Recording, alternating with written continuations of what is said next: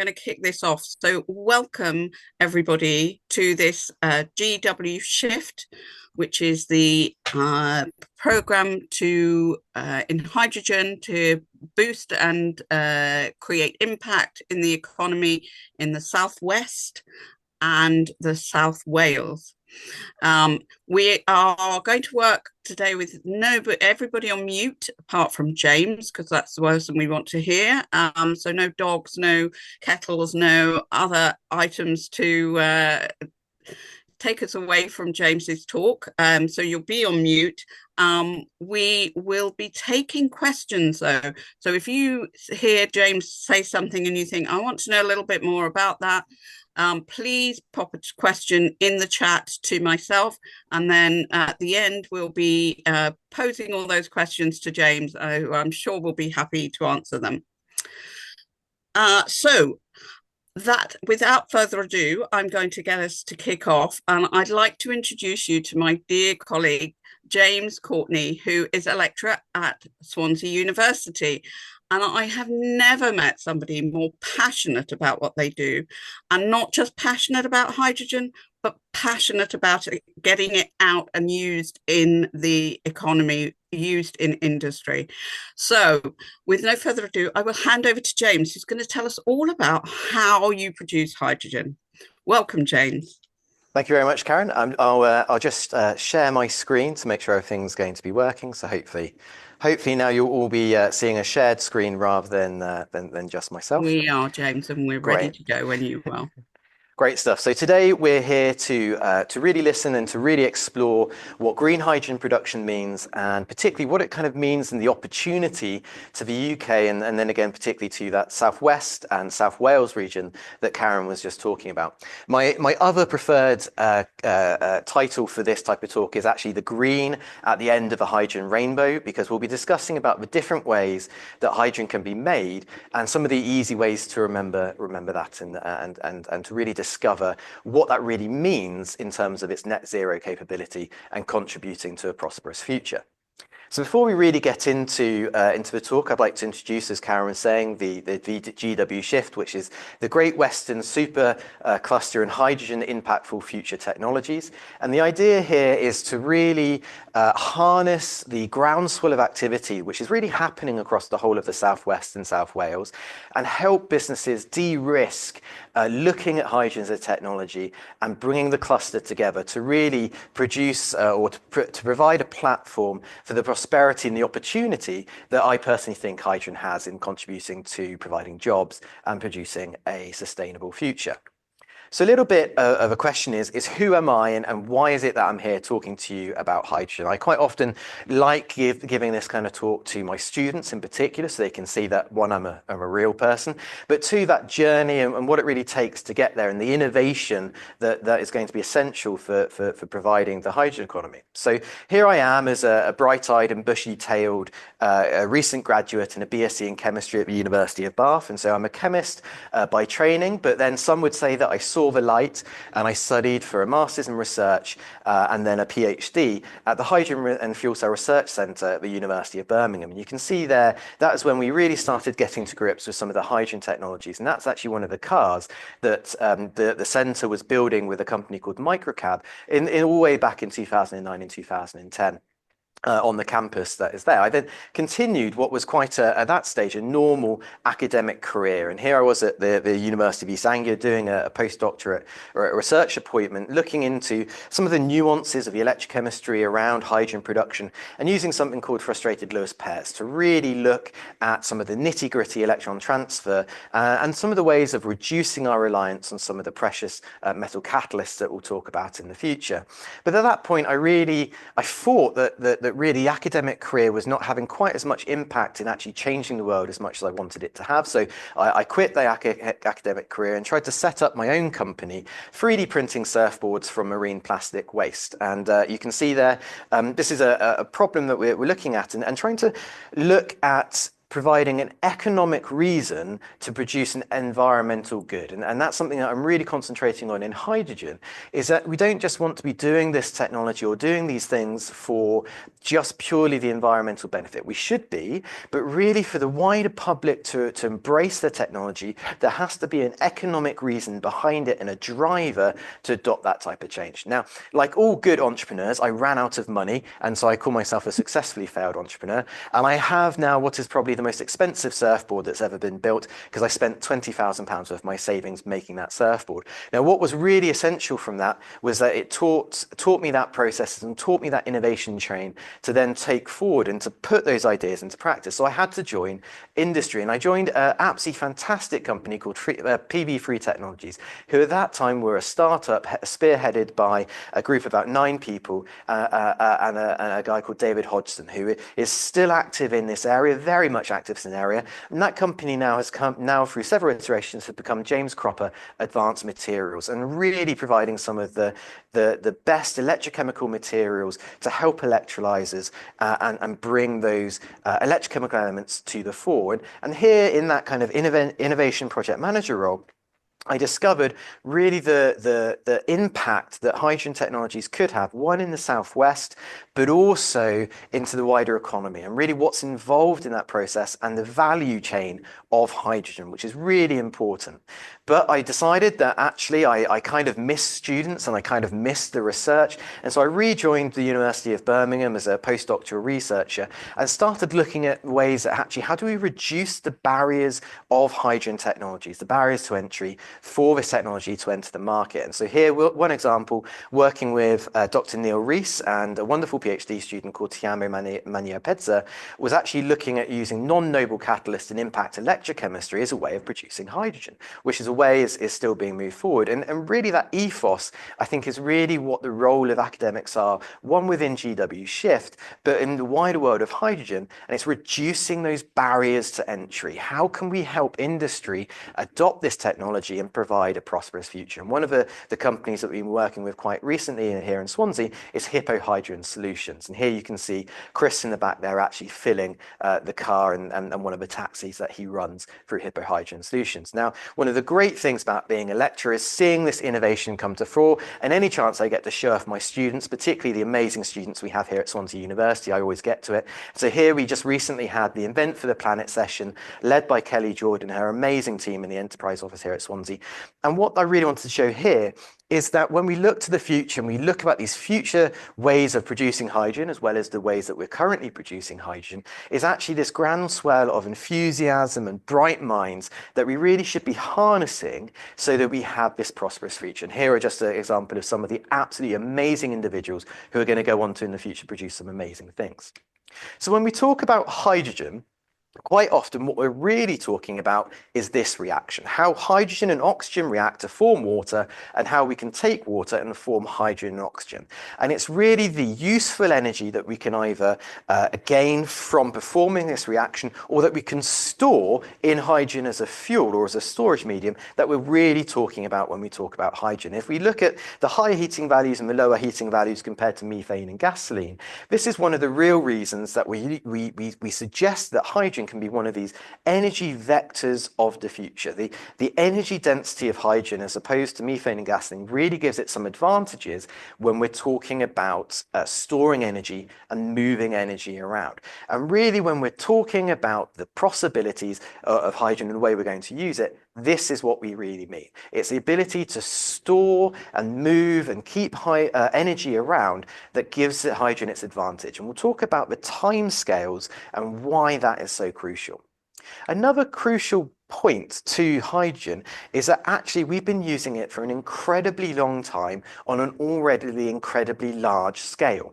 It's used very commonly in refineries, in the famous Haber-Bosch process, in hydrogenation, and in steam methane reformation, particularly then to go on to the Haber-Bosch process and fixation nitrogen. One of my favorite patents on hydrogen, because it really exemplifies where it was used originally, and that actually we use quite a lot of it, was a process in a patent in 1906, where to address the need to get calories into people's diets, someone had patented the use of hydrogen to mix with whale oil to produce margarine. And currently in the UK, we use 700,000 tons of hydrogen per year. Hydrogen is not a new product to us, and especially to chemical engineers, we've been using it for an exceedingly long time. And it's important to bear that in mind when we talk about the wider hydrogen economy, because we're quite good, or we have safety standards and protocols in place already for handling and transporting and using hydrogen. And it's just that the hydrogen economy is at slightly different usage of hydrogen as an energy storage vector. And the hydrogen economy, in its popular term, has been around since the 1970s, and someone called John Bockris really popularized it during a scare in the US economy due to a differential between the supply and demand in and out of the country in oil. And really it was related to taking the natural resources, and in that time it was solar that was really concentrated on storing that energy that is available through solar, and then converting it or storing it until it was needed later on.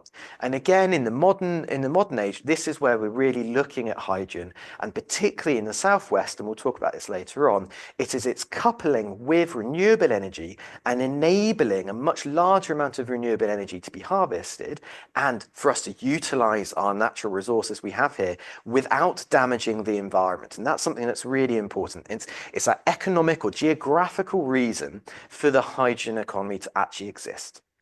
The reason that hydrogen is particularly favored maybe over some of the other ways of doing it, or effectively CO2, is the time scale at which it takes to produce hydrogen and then use hydrogen. And so this circularity approach, where we combine it with water, we can produce hydrogen on the time scales that we actually then use hydrogen. And this is really the problem with our carbon-based economy at the moment.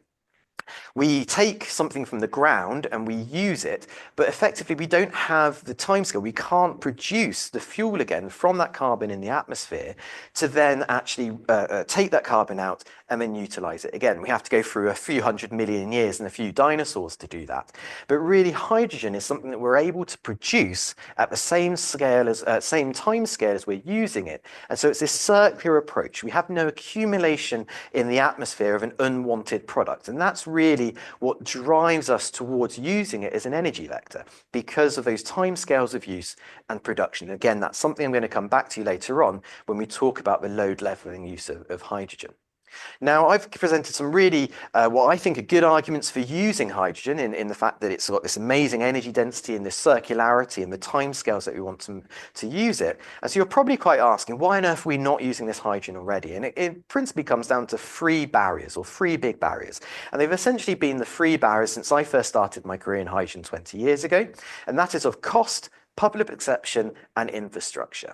Currently, it's just slightly more expensive to use than carbon-based fuels or fossil fuels.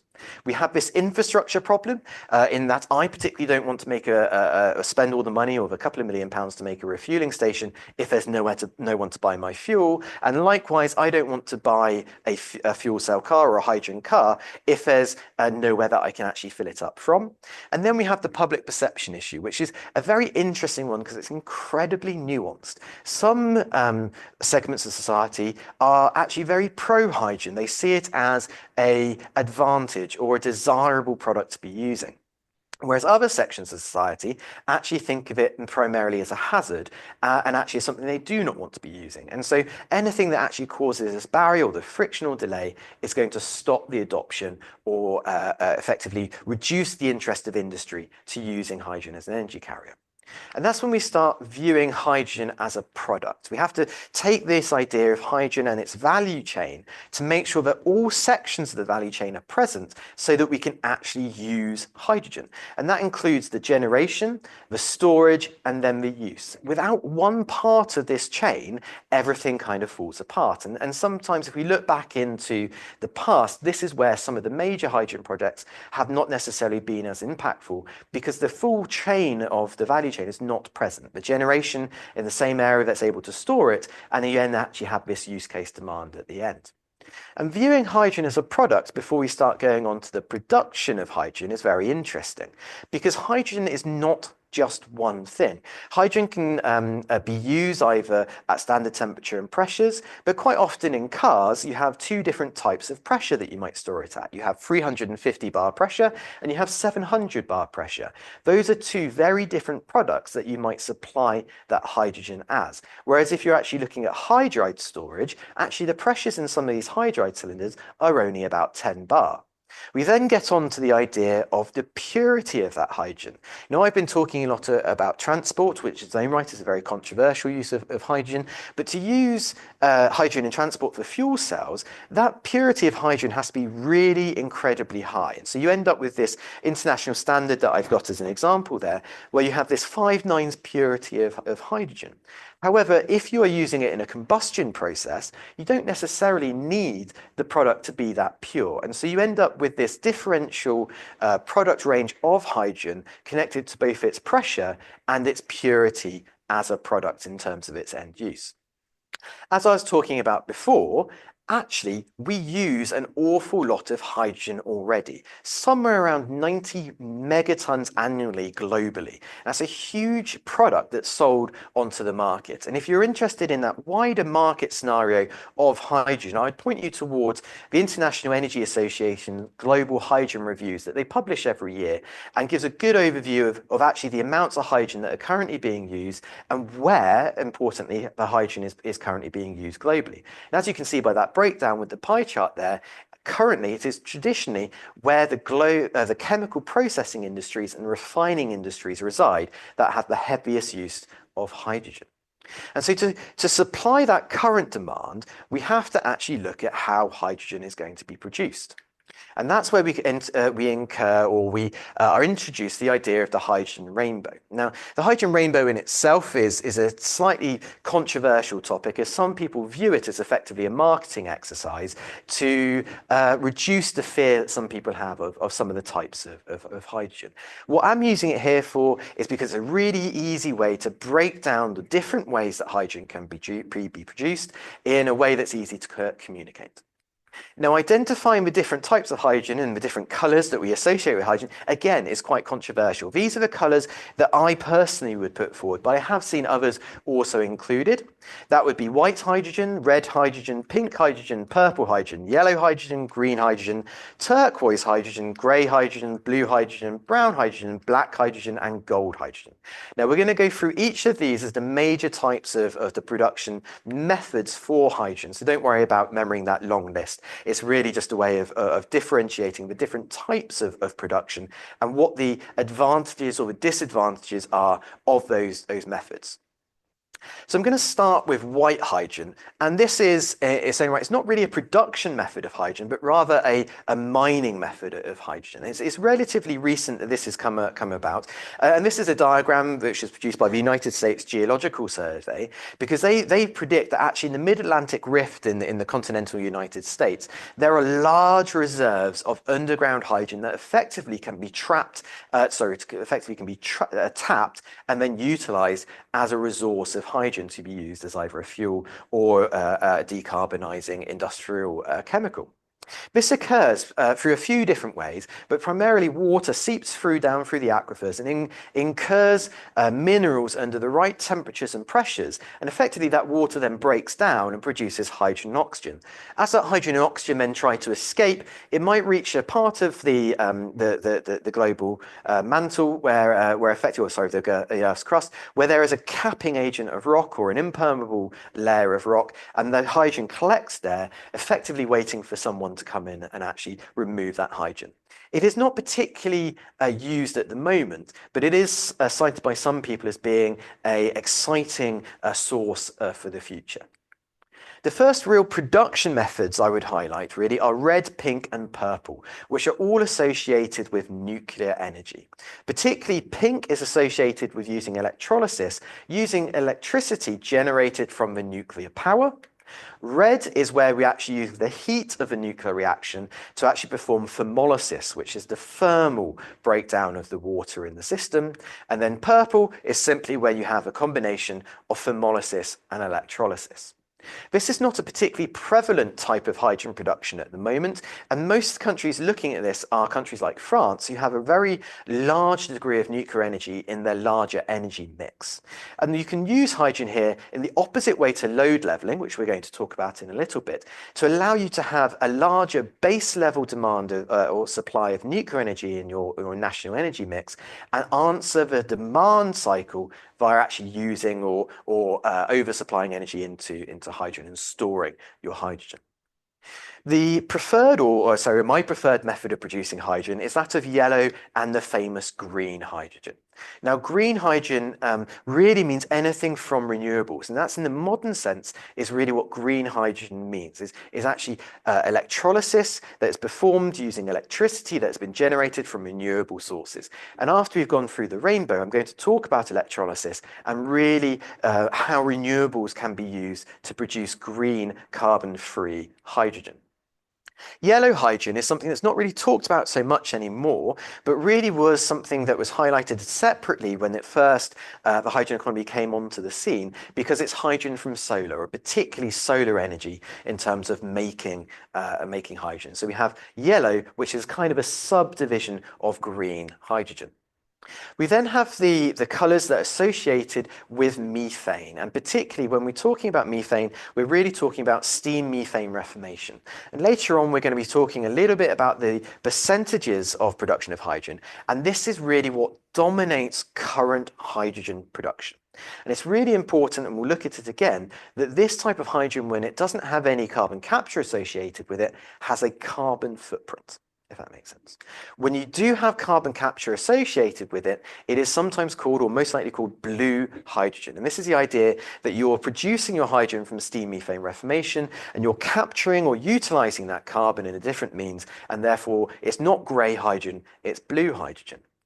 A step further is to take that methane, and rather going through steam methane reformation, you're actually going through a pyrolysis reaction, and what that produces for you is hydrogen and useful carbon products. So it produces products like carbon black, which is used very commonly in dyes for car rubbers and even in printer ink, but can also be used in novel applications, such as the main carbon material within electrodes in either batteries or indeed fuel cells itself.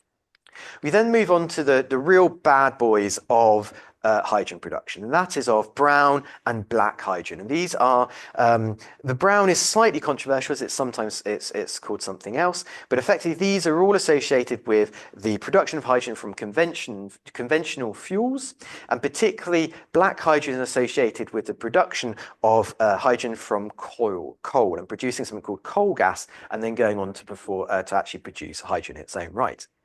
As I was saying, sometimes these colours do get a little bit confusing, because brown can both be called production of hydrogen from a lower grade of coal called lignite, but is also associated with the idea of biomass gasification, which actually is becoming a really exciting way of making hydrogen, which deals with one or two problems at the same time.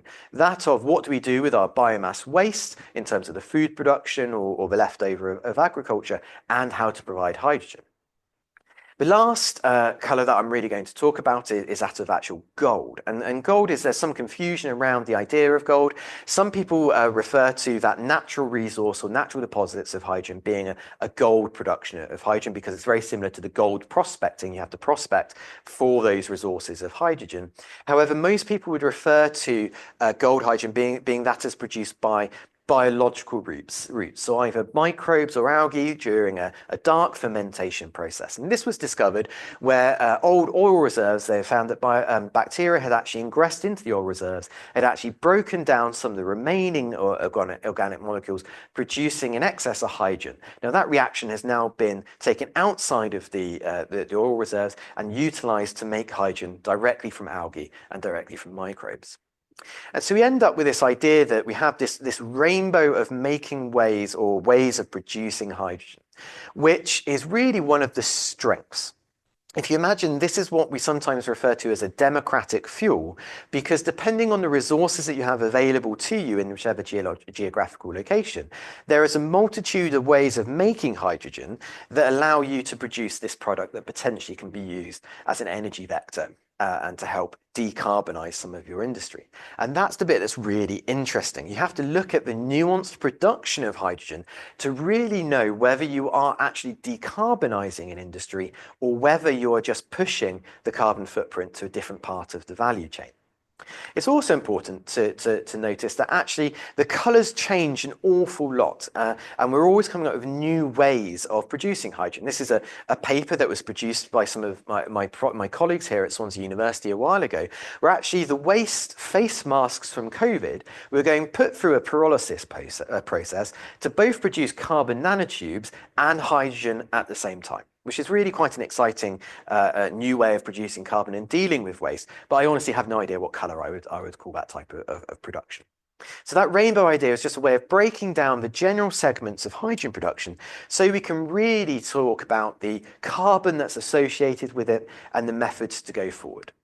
The significance of each of those different types of hydrogen production can be summed up by this type of graph. And this shows the type of hydrogen production which really is dominating the different areas of the globe. And you can see by looking at this diagram that really what dominates is that steam methane reformation, which is the blue color. And actually everybody is trying now to move to that blue hydrogen because currently, as I was saying, we use a lot of hydrogen. So how can we carbon capture the carbon associated with steam reformation before we then move on to those greener or green types of hydrogen to provide the fuel of the future as we move forward. You might also note on that page that France is the one that's particularly highlighted to be looking at pink, red and purple hydrogen because of its high mix of nuclear energy in its national energy infrastructure. Now I'll highlight this graph for you here. This is a graph which is produced by an old colleague of mine from the University of Birmingham called Grant Wilson.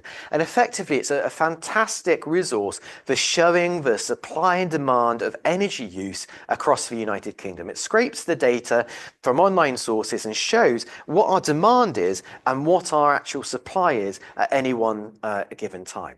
And the thing that we're talking about here is we can see from the red line that this is going up and down effectively on both a daily cycle and a 6-monthly cycle. So those really big spikes in demand are associated with our winter periods of time when we are looking to get warmer and we're looking to effectively heat our homes a lot more. But then we have this daily spike where at night we're not using as much electricity during the day. If we then have a look at that bottom line is the fluctuating power supply by some of our renewable energies. And you can see that effectively that has a constant fluctuation and doesn't match or is lagged behind. There's this mix match between our supply and demand, both on a time scale of a day and as a time scale of about half a year in terms of that 6 months. So when we're talking about utilizing a higher mix in our energy grid of renewable energy, what we really need to be able to do is to flatten or to load level and match that supply and demand, that fluctuating supply, which is fairly standard on a yearly or a 6-monthly basis, with that fluctuating demand, which fluctuates over 6 months and day to day. Hydrogen is really a substance or provides a technology which enables us to do that. And significantly for the UK, and in particular for South West and South Wales, it is the offshore renewable energy capability and the abundance of energy that really is the underlying significant benefit to using hydrogen as an energy vector. There are a couple more, and we'll go into those in a little bit of detail. We can see from these two maps, and there's a second map I'm going to show in a second, that actually there's a lot of activity across the whole of the UK in hydrogen production and using that hydrogen as a way of its load levelling and decarbonising industry and the way that we actually live.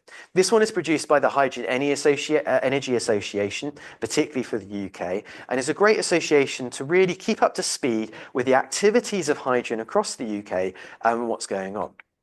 Additionally, you also have Hydrogen UK, which again is a great organisation which is pioneering the combination or showing, disseminating what types of activities are going on in hydrogen in the UK and putting people together. And I'd really recommend visiting these two websites to have a look at what activity is happening, because actually we're having quite a lot of activity at the moment and to provide some real opportunities into the future.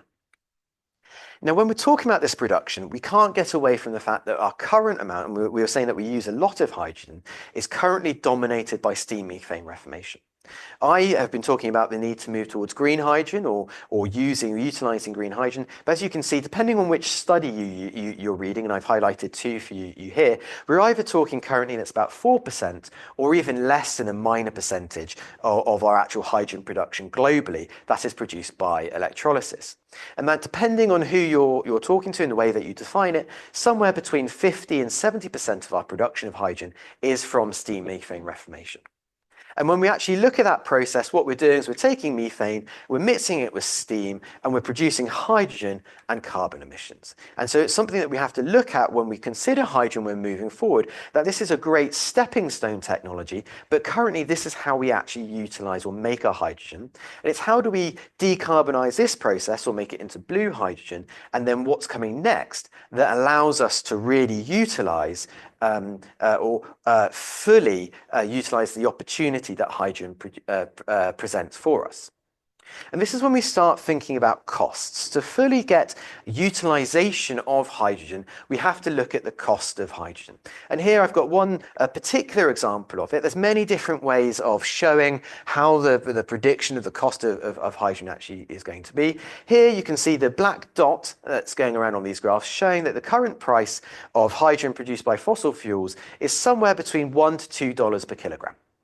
Now, if you compare that to that produced by electricity, where depending on how long in the operational hours or on the bottom line, is quite variable in terms of the cost of hydrogen per kilogram produced by electrolysis, and particularly that of the electricity price. And you can see here on the right-hand side that actually there is a route to producing hydrogen at a cost competitive rate to that of fossil fuels, but we haven't quite got there yet. And that we have to look at these long operating hours for these electrolysis units to really be obtaining those prices. When we talk about electrolysis, what we're really talking about is breaking water down by applying an electrochemical potential to it and splitting water into its component parts of hydrogen and oxygen. And this is a diagram that I prepared many, many years ago with a colleague of mine called Dan Symes, who is now at the University of Nottingham, looking at some of the catalysts and the surfaces and the way to actually design electrolyzers to break down or utilize the amount of energy that goes into the reaction to store it as hydrogen. And again, I'd point you back towards that fundamental reaction that we're talking about in the hydrogen economy, where we're taking hydrogen and oxygen to combine it and produce water. But when we're storing hydrogen, we're going the other way. We're taking water, oops, sorry, wrong direction. We're taking water and we're producing hydrogen and oxygen. And when we're thinking about that as chemists and chemical engineers, which is the industry I come from, we need to think about that not just in terms of the chemistry and how we actually perform that. What does the individual cell architecture look like? How do we control that reaction? And here I've shown an example diagram of what a PEM electrolysis unit might actually look like. And then how do we do that on an industrial scale? So it's not just good enough to do it as a simple reaction, not just good enough to do it on a single cell, but how do we scale that to that levels of production which is going to start reducing our carbon footprint in any particular way? An important diagram in this context is this poor Bay diagram, which for me summarizes up the different. There's quite a few different routes that we can actually use, or chemical reactions we can use to break down water. And actually, this is very dependent on the pH at which we're performing those reactions. So are we doing these under acidic conditions, or are we doing these under alkaline conditions?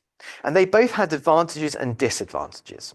Okay, and so effectively, if we're using an acidic condition, or if we're using a proton exchange membrane fuel cell, we're going to have very expensive precious metal catalysts, but effectively that means our capital expenditure is very high, but it's quite efficient.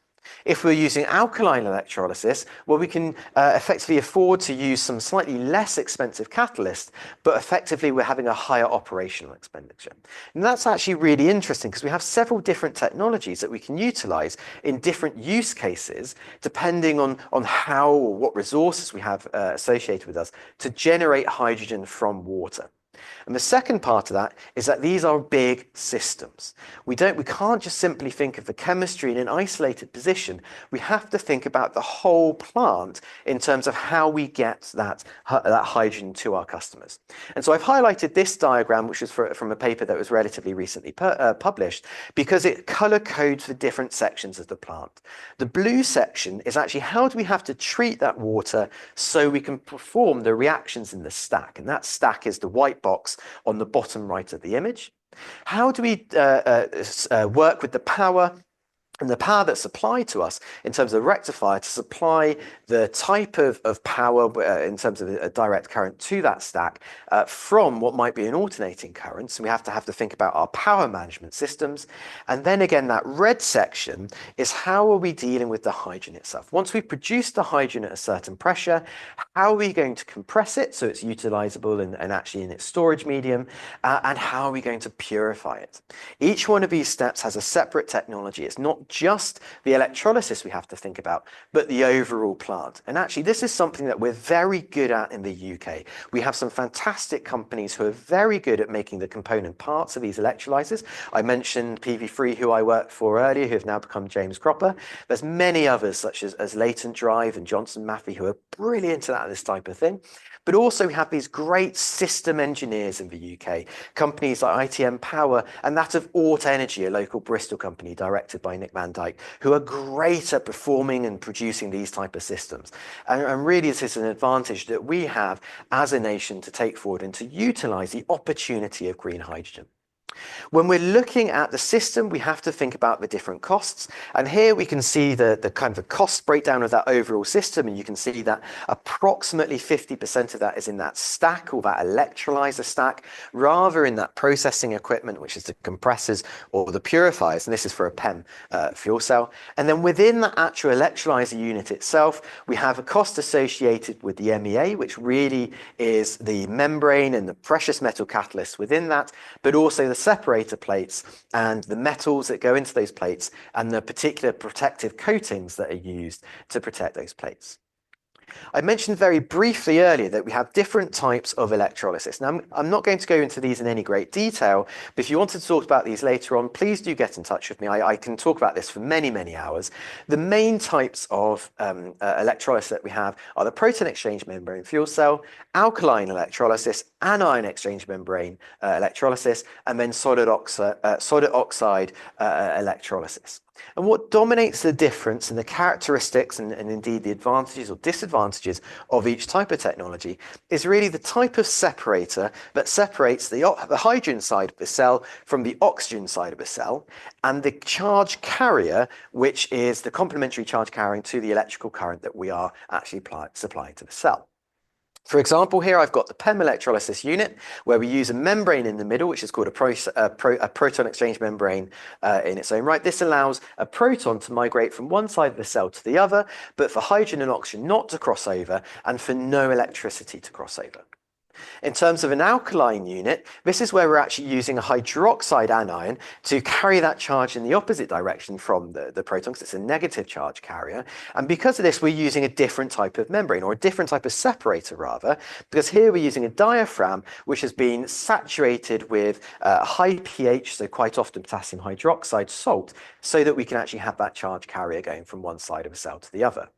You also get these anion exchange membrane, where effectively that anion is exchanged through a membrane in its own right.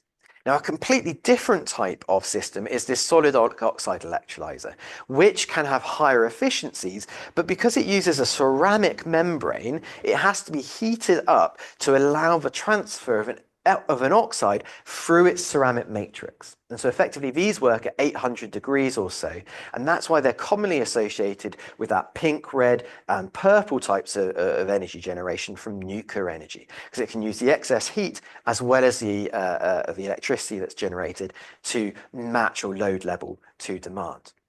And the important bit there is to really realize that we have these huge plants associated with the electrolysis, and it's not just the fundamental chemistry that we have to think about when we talk about hydrogen production. really green hydrogen presents this amazing opportunity to us.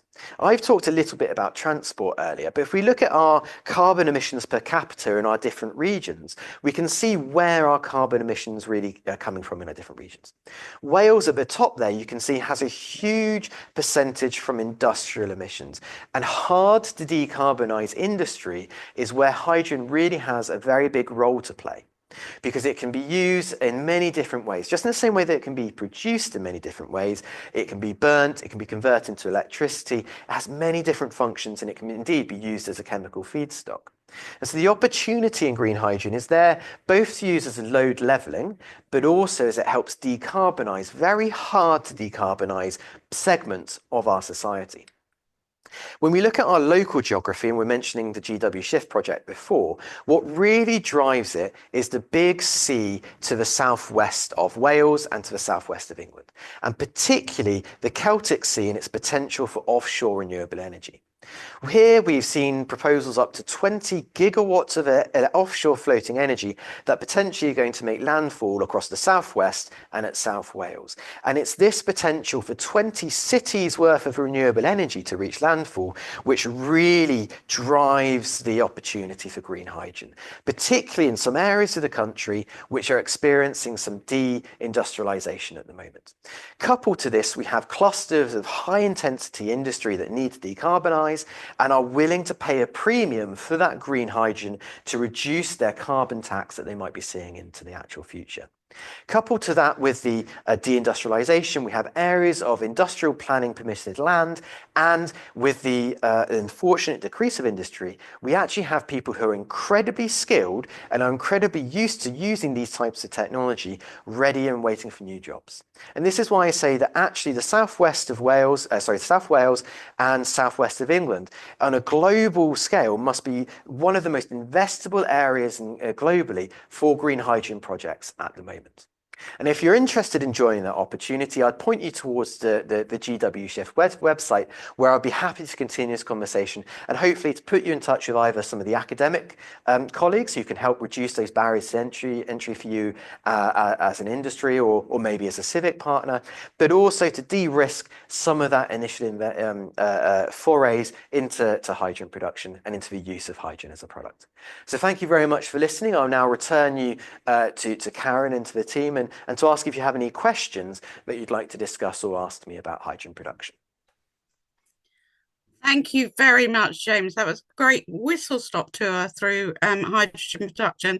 And even for those who are not chemists amongst us, I think they probably we all kept up with that. I personally found it very interesting. So we did have one question in the chat that we'll start with, and then I've got a couple that I might throw into the mix. I know some people asked about the slides and this presentation. This will be available after the seminar today, and the lovely Maisie, who's online, will be sending those out to you. So we had from Jessica, I've read that yellow hydrogen is hydrogen made from electrolysis with electricity coming from the grid, which can be a mix of renewable energy and energy coming from fossil fuels. I guess she's asking, is that true? Is that how you see it? So this is where I think, and I was saying about some of the colours are quite kind of controversial in terms of the names, because the hydrogen rainbow is a really useful tool for kind of delimiting or describing different types of hydrogen production. But the colours are not necessarily set in stone as to which colour would be associated with which type of hydrogen production. That yellow hydrogen production, I personally would normally associate that with from solar energy rather than with that from the grid. But I think it's one of those things we have to be quite careful with, especially in this field, about when you don't have a protected character and actually, the color of hydrogen is not a protected carrier at the moment, as to what someone actually means when they say green, what they say when they mean blue, what they mean when they say yellow, because it really can be quite nuanced. And even within that, as you're right, we're talking about hydrogen from the grid. Actually, where does that electricity originally come from? You know, is it truly renewable energy? Is it solar? Is it from different means? You know, some of the waste to energy systems that we currently have at the moment. And when we're talking about biomass gasification, for example, as brown hydrogen, if we are using biomass that has been collected from forest, for example, in deforestation, I'd say that's an absolutely horrendous if we're talking in the future in terms of what we should be aspirational for. However, if it's biomass from the agricultural community, which is actually going to go to waste and would be into landfill, or even worse, some of the slurries which are produced, which could be polluting our waterways, I would have almost the opposite view of that type of brown hydrogen if it's that type of biomass. And so it's where we have to be really careful to take these names at full face value and to really ask those harsh questions about actually where is that hydrogen coming from? Is it, if it's from electrolysis, where that electricity has come from, and actually that overall character of that value chain to get that hydrogen produced? I hope that kind of that answers. I know that I haven't directly said it is one thing or the other, so I've not really given you an answer. Really, the important thing is to dig in and to see what someone means when they say it. Thank you, James. That's great. I've got a few more questions coming in, so we must get through them rapidly. I've got a great one here from Rosie. Hello, James. What is not happening that is slowing the development, and what would you like to see happen? Oh, that's the $1 million question, isn't it? I think is quite often the one. I think the acceleration towards it is starting to happen. We're getting into some really interesting conversations now, which are not just about the cost, which traditionally are the type of conversations I've been having, which are engineering challenges, if that makes sense. The cost is in my mind is predominantly a scientific or an engineering challenge to reduce that cost, and those costs are coming down to a range where consumers can actually use the technology in a reasonable way. And we're now incurring other types of barriers in terms of legislation and even insurance, and actually having to start having these conversations with insurance companies to insure some of the assets in the field, because they're relatively unknown to these type of industries or the financial industry as to what that really means. So in terms of what we need to do to accelerate that, really it's by looking or being accepting and going out there and talking about what the advantages could be, and just getting more people aware of hydrogen and using it as an option, if that makes sense. And that would be, I think, the number one barrier to using hydrogen, is actually showing that in quite a lot of situations, it is now a viable economic product to be using, but it's being at that table, if that makes sense. Great. Thank you, James. And more on that soon, because I think we'll be looking to do a roundtable to produce a paper around that exact barrier to entry. And there is a couple more questions. There's one that directly relates to that, which I'll take first, which is David.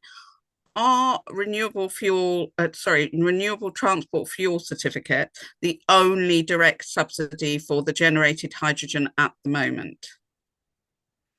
So the economics of the hydrogen economy are not necessarily my personal expertise. So I have to kind of that. So it's not something I personally study in terms of the economics of a larger economic landscape of hydrogen. But obviously, I've had some involvement in this as we're trying to move forward and doing some type of these cost analysis.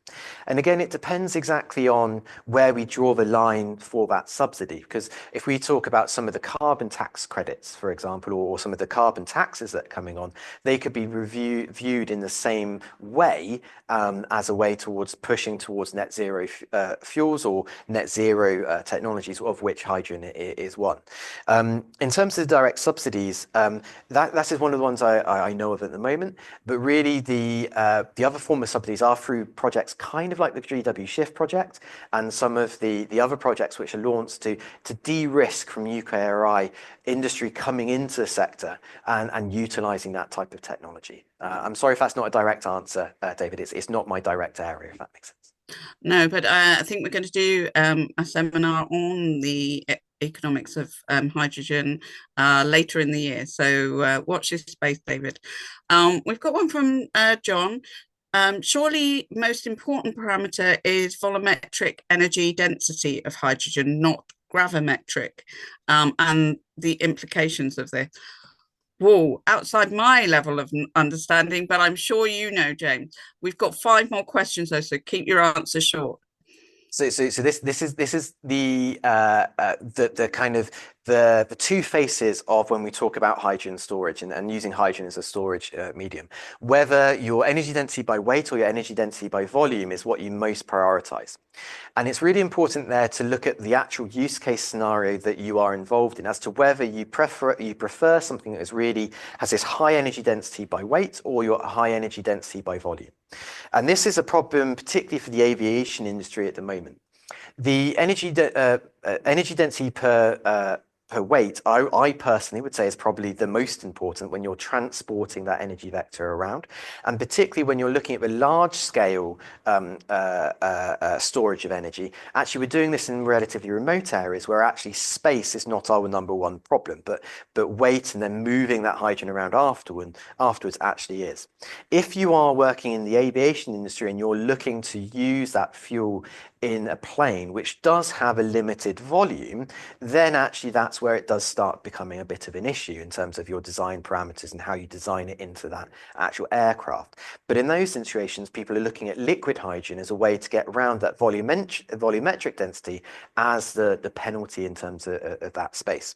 To put it into kind of context, because when we're really talking about the volumetric density, we're kind of, in that case, we have to look at use cases. So a normal fuel cell car like the Toyota Mirai or even the Hyundai Nexo has somewhere in between 5 and 7 kilograms of hydrogen, depending on which model and which car you're looking at. And they have ranges between 500 kilometers and 700 kilometers in range. And actually inside there, the volume of the compressed hydrogen is just not an issue. They're much, much more spacious than many of the cars that are currently on the market at the moment. So it's not necessarily that one is always more important than the other. You have to look at the actual use case that you're discussing in terms of hydrogen and how you're storing it before you decide whether it's more important by weight or by volume. Great, thank you. So sort of back on that, what's holding back on production? A question here from Paula. She says that the recent published seventh carbon budget proposed a balanced pathway where hydrogen will play a small but important role in the industrial sectors such as ceramic and chemical production, which may find it hard to electrify. Do you have any thoughts on that? I think what this is alluding to is that people really like a silver bullet. They want something that's going to solve everything. We've never had a silver bullet in terms of the industry that we currently use, in terms of the fuels that we use. Gas, diesel, gasoline, kerosene, they're all different products, different pressures, methane, in example. When we're using towards decarbonisation, we don't want to have a single product. We want a lot of different weapons in our arsenal so that we can combat the different use case scenarios and decarbonise every type of industry. There's lots of really good solutions out there, and actually it isn't I don't really want to get into the argument specifically about this one's better versus this one's better, because even a small role in a massive industry is still a massive amount of decarbonisation and economic benefit. And if we're doing it if we're having hydrogen as an energy vector in one place, actually then using it to decarbonise in a situation that's very, very close by geographically, like South Wales or the Southwest, actually that is where it has a distinct advantage. And so I don't necessarily subscribe to the idea that we should be promoting one preferentially over another. Actually, we need to be putting as many strings in our bow as possible. Batteries, fuel cells, general electrification in terms of decarbonising the grid, and all those supporting technologies. So if you're decarbonising the ceramic industry by using electrification, for example, or even the steel industry through electric arc furnaces, we want to allow enough renewables into that grid supply. And to do that, we have to look at energy storage, which may be hydrogen. So it's whether it's a direct role, an indirect role, or even just a partial role, the fact it's going to play a part is enough for me to be interested. And that, that in itself is a huge industry, if that makes sense. Just a quick last one, and then there are still some questions on the chat. So what I'd like to do is either get you to answer those in word form, or we'll do a little video piece like we did with Professor Mays, Tim Mays as well. So just quickly, are there any natural biocatalysts to increase the generation of hydrogen with electrolysis? Oh, that's such a wonderful question. Simply, if I had to give a yes or no answer, I would say yes.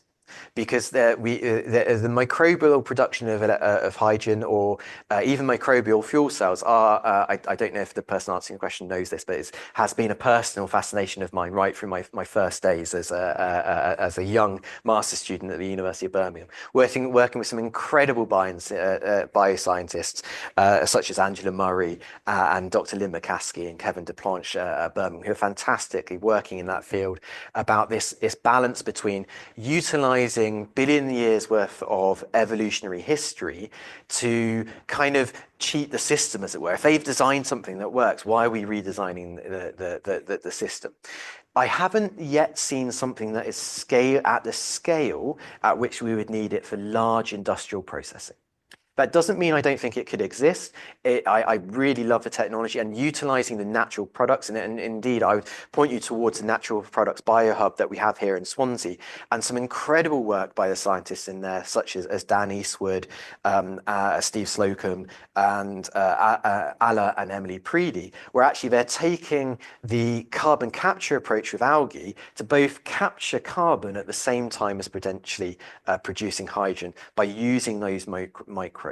And the electrochemical, the bioelectrochemical catalysts have been used to produce hydrogen and in water purification in these incredibly detailed fuel cell electrolyzer loops, which we were working on in Birmingham with a PhD student called Chintol Kanimbe, and again, Dr. Neil Rees and Professor Robert Steinberger, to actually develop that type of technology forward to the future generation. So I'd say they are out there, but they're currently not at the scale that we would potentially be using them. Thank you very much, James. That's really, really fascinating. And we do have some more questions. So I'm sorry we couldn't get to them just now, but we will come back to everybody with the answers to those questions as well. And some really lovely comments on the chat about your presentation. So thank you very much for presenting that today and giving a really good overview on that hydrogen production. I'm just going to share a couple of slides with people before we finish to talk about some of the options to get involved with GW Shift if you're an academic or you're in industry. Then my slides have disappeared, which is not good. Then this would be a good opportunity. So as we've only got a few minutes left, I'm not going to spend time trying to find those slides. What I'm going to do is thank you very much and make sure that we send those slides to everyone. But there's an options for small projects where academia can help you with that. There's opportunities for collaborative R&D where we provide support for bid writing and helping you find the right academic to work with, and so forth. So if you're interested, please do get in touch. All the information will be on the slides. And so it remains for me just to thank again James for his fantastic presentation today, and I look forward to you attending the next one, which is on hydrogen storage, which will be Gemma Rowlandson from the University of Bristol. So look forward to seeing you then at the beginning of April on the 4th of April. Thank you very much for joining us, everyone, and see you all soon. Thank you very much, everyone. Thank you very much. Have a lovely day.